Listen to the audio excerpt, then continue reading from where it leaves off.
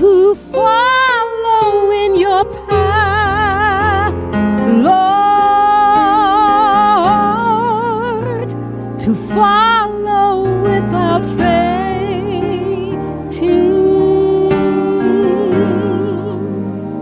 bowing at your throne, Lord, and never looking back.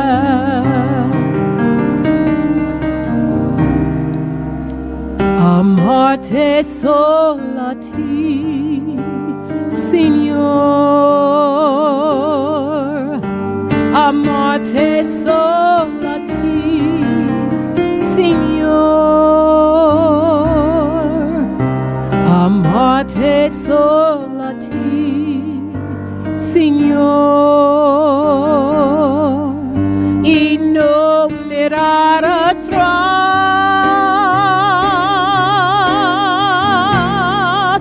seguir tu camino, Señor. Seguir sin desmayar, Señor. Postrado ante tu altar, Señor, y no mirar atrás.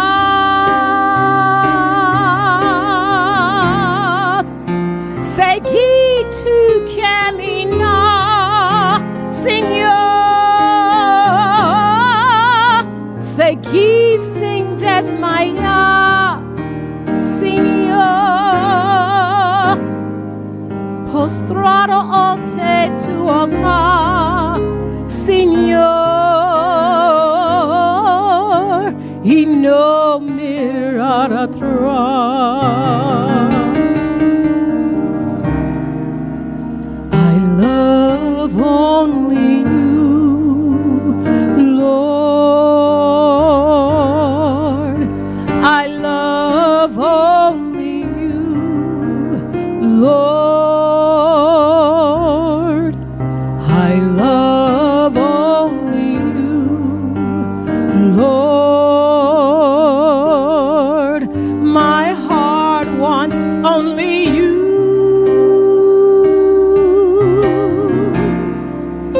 To follow in your path, Lord. To follow without fainting, bowing at your throne, Lord, and never looking back. To follow in your path, Lord, to follow without fainting,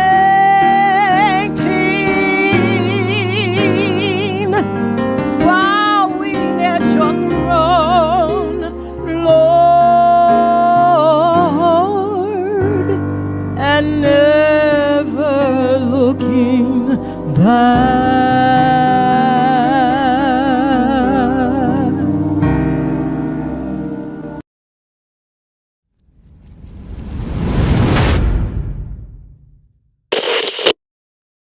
And here we are once again, my brothers and sisters. Welcome to another Living Hope Today study. I'm very happy that you are here today.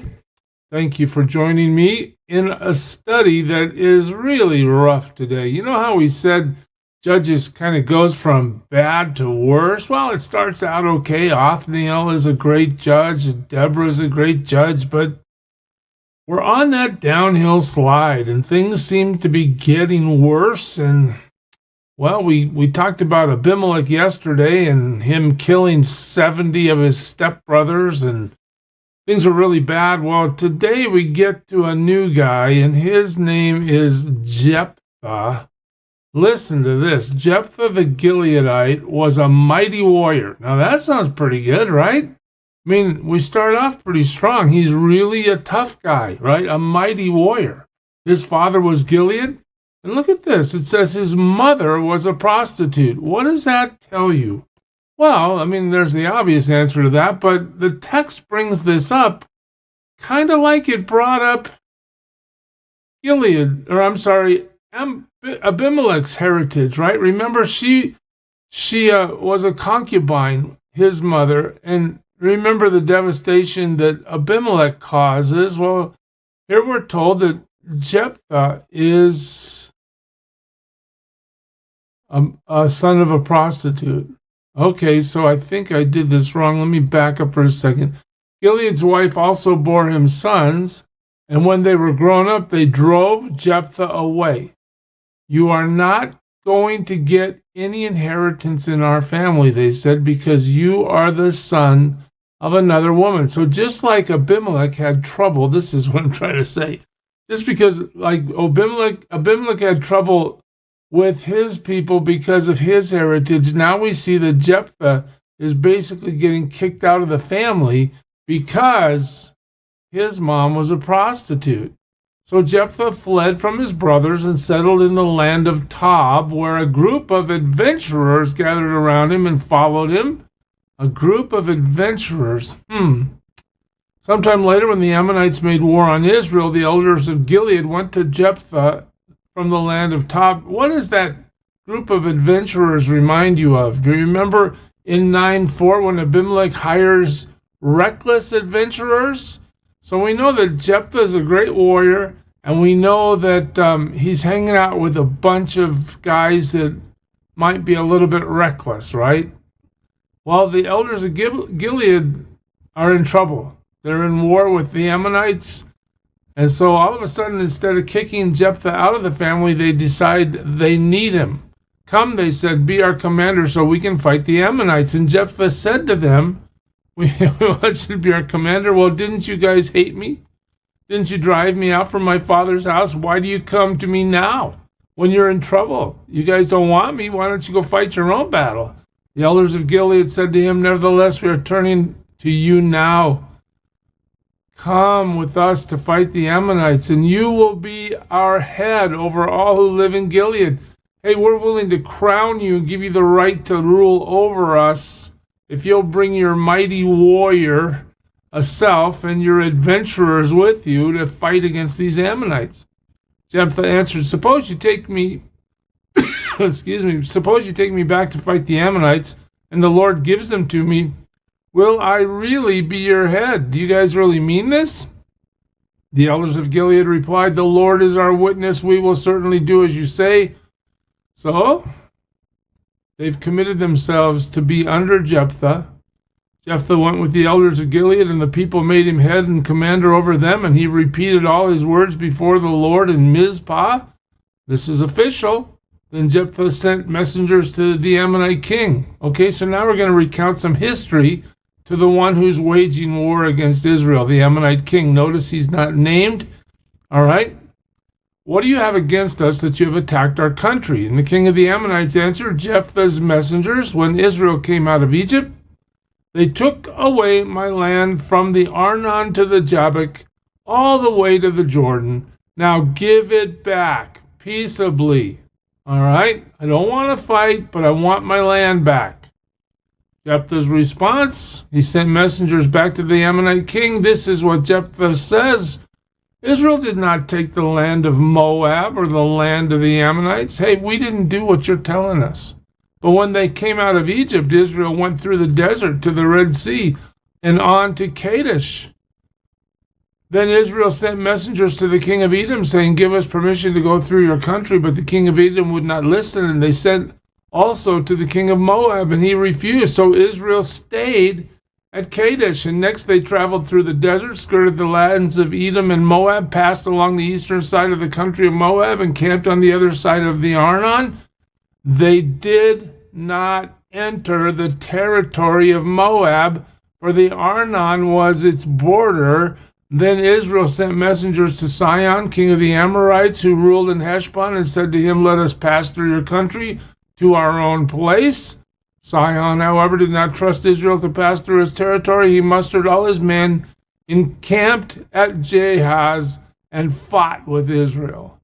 Then the Lord, the God of Israel, gave Sihon and all his men into Israel's hands, and they defeated them, and Israel took over all the land of the Amorites who live in that country, capturing all of it, from the Arnon to the Jabbok, from the desert to the Jordan. So Jephthah is saying, look, I know this is our land, but you have no claim on it. God gave it to us. We won it in battle. Now, since the Lord, the God of Israel, has driven the Amorites out before his people Israel, what right have you to take it over? Will you not take what your god Chemosh gives you? That's kind of a blow against paganism, right? You have a god you serve. What do you have? Likewise, whatever the Lord our God has given us, well, we're going to possess. So God gave it to us, and we're not giving it to you. And does this argument remind you of any modern day situation? And even now, thousands of years later, Israel is parked in the Holy Land, and people are saying, that's our land. And they're saying, God gave it to us, we're keeping it. Man, this is a battle that's been going on for a long time. Verse 25, are you better than Balak, son of Zippor, king of Moab? Did he ever quarrel with Israel or fight with them? For 300 years, Israel occupied Heshbon, Aroer, and surrounding settlements and all the towns along the Arnon. Why didn't you retake that during that time? Why are you coming to us now? I have not wronged you, but you are doing me wrong by waging war against me. Let the Lord, the judge, decide the dispute this day between the Israelites and the Ammonites. So Jephthah just says, look, God gave it to us, we're not giving it back, and you're waging war against me wrongly. God's going to judge. And the king of Ammon, however, paid no attention to the message Jephthah sent him. Okay. So you want to fight. You've listened to the argument that says that this land is ours and you have no business fighting. But the king says, I don't care. I don't care if your God gave it to you or not. I want it. Well, what does God do? He intervenes right here. Then the Spirit of the Lord came upon Jephthah. This is one of the instances in the Old Testament where we see the Spirit of God coming upon somebody. Again, remember that in the Old Testament, the Spirit of God did not indwell believers, but came upon them on special occasions for special purposes. Now he comes on Jephthah, a man of faith who obviously understands God has the power to deliver the nation. He crossed Gilead and Manasseh, passed through Mizpah of Gilead, and from there he advanced against the Ammonites. You guys want to fight? Okay, let's fight. And Jephthah made a vow. Man, this is the part I hate. Jephthah made a vow to the Lord. Okay, a vow is what? A promise. If you give the Ammonites into my hands, whatever comes out of the door of my house to meet me when I return in triumph from the Ammonites will be the Lord's, and I will sacrifice it as a burnt offering. God never requires this of Jephthah, never commands it, doesn't endorse it. Jephthah just makes this vow out of ignorance. Now, maybe he's following some sort of pagan protocol where this is what they often do in battle, and maybe he just feels like being one of the guys and doing it too. But the story really takes a twist right here. You get to 32, and what happens? Jephthah went over to fight the Ammonites, and the Lord gave them into his hands. So notice again, it's the power of God that supplies Israel with the might to defeat its enemies. The Lord routs the Ammonites at the hand of Jephthah. They win the battle. They're coming home. He devastated 20 towns from Aurora to vicinity of Minnith as far as Abel Keramim. Thus Israel subdued Ammon. And that's total victory. Okay, so when Jephthah returned to his home, in Mizpah, he's made this vow, right? Who should come out to meet him but his daughter, dancing to the sound of tambourines? She was an only child. His only daughter comes rolling out of the house first. You remember the vow he made, right? Except for her, he had neither son nor daughter. The text wants to make sure we understand that this is his only daughter. When he saw her, he tore his clothes and cried, "Oh, my daughter, you have made me miserable and wretched, because I have made a vow to the Lord that I cannot break." Now, I'm going to pause here just for a moment. He can break this vow. We're going to show you that he can in Scripture.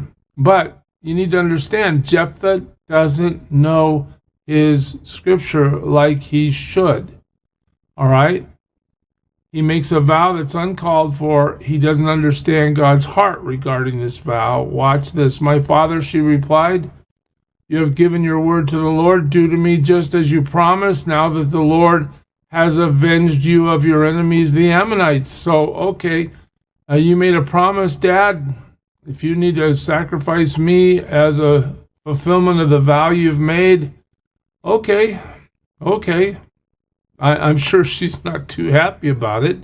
"But grant me this one request," she said. "Give me 2 months to roam the hills and weep with my friends, because..." Now notice this in verse 37. "Why do I need to weep with my friends for 2 months? Because I will never marry. Not because I'm going to die when you sacrifice me, but I will never marry." Some scholarship says Jephthah never fulfills the vow of true sacrifice, but she becomes separate from the world in the terms of she'll never marry, she'll never bear children. His line will never be put forward because of her. Okay, well, there might be some evidence for that here. She says, "I'm going to mourn for 2 months, not because I'm going to die, but because I'm not going to marry." "You may go," he said, and he let her go for 2 months. She and the girls went into the hills and wept. There it is again, because she would never marry. Okay, well, you're never going to get married if you're dead, that's for sure. You're never going to get married if you're set apart to never get married, because your father has made a vow to the Lord. After 2 months, she returned to her father, and he did to her as he had vowed. Okay, so the implication of that is what? He sacrificed her. And she was a virgin. Now, notice again, her marriage status, her status as a virgin is brought to the front of the story. Is the real point of this that she's never going to bear children, which is going to ensure that his line is never moving forward from here? From this comes the Israelite custom that each year the young women of Israel go out for 4 days to commemorate the daughter of Jephthah, the Gileadite. All right, so what happens? Does she get sacrificed? Well, we're not really told, but I want you to just understand this. All right, in Deuteronomy 12:31, it's true that God has already stated in his word, "I hate human sacrifice." Leviticus 18, human sacrifice is prohibited. Deuteronomy 18:10, it's absolutely forbidden. So Jephthah has gone outside of what God prohibits if he is truly going to sacrifice his daughter. And I want you to see Leviticus 5 before we go today.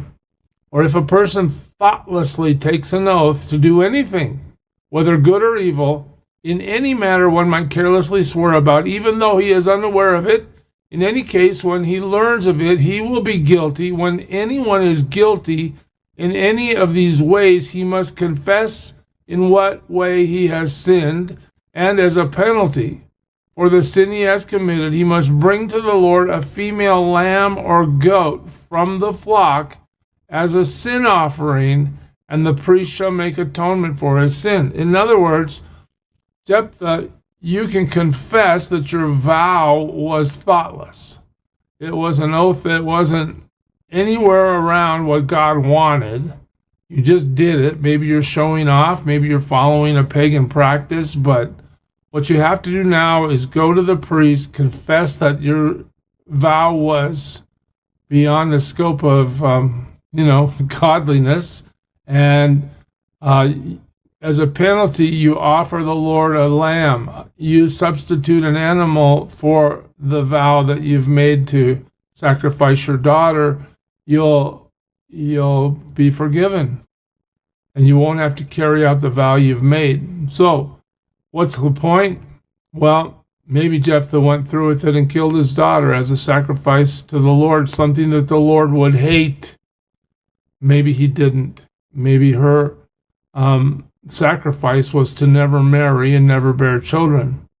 We're not really sure, but if we take the text at face value, then he did sacrifice her. Who knows for sure, but what do we learn? Know what God's word says, know what God hates, and don't vow to do something that God hates. That would be a good place to start with this text, because we don't want to live our lives in a way that dishonors God. And especially, look at this, God gave him this great victory, and he still went off the rails. Well, we're all human, aren't we? We'll pick it up there next time, church. God bless you. Serve him well today. Who is it who for sinners shed his blood, and now for cleansing all can plunge beneath that flood? It's Jesus.